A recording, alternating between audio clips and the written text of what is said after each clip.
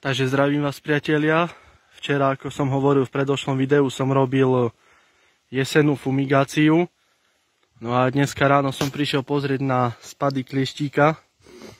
Spady sú veľmi dobré.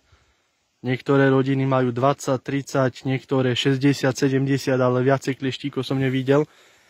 Tu je taká podložka asi najviac zasypaná.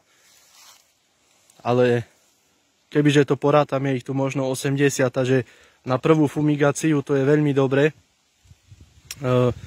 Tomuto dobrému zdravotnému stavu pravdepodobne môžem ďakovať aj letnému liečeniu, ktoré som ukazoval v predošlých videách.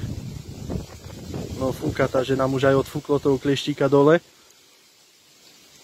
Takže určite to letné liečenie, ktoré som robil ako v máji, tak v júni, v auguste, následne v septembri pasíky s fulmetrínom, tak malo svoj význam, lebo cestou klieštíkov som ani nemal pri prvej fumigácii zo žiadnej rodiny, takže som veľmi spokojný, budem fumigáciu ešte opakovať.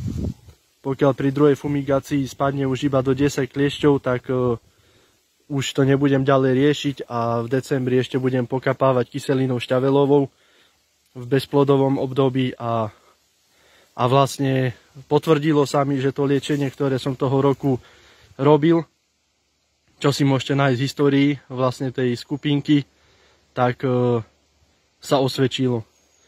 Takže zatiaľ sa lúčim a majte sa.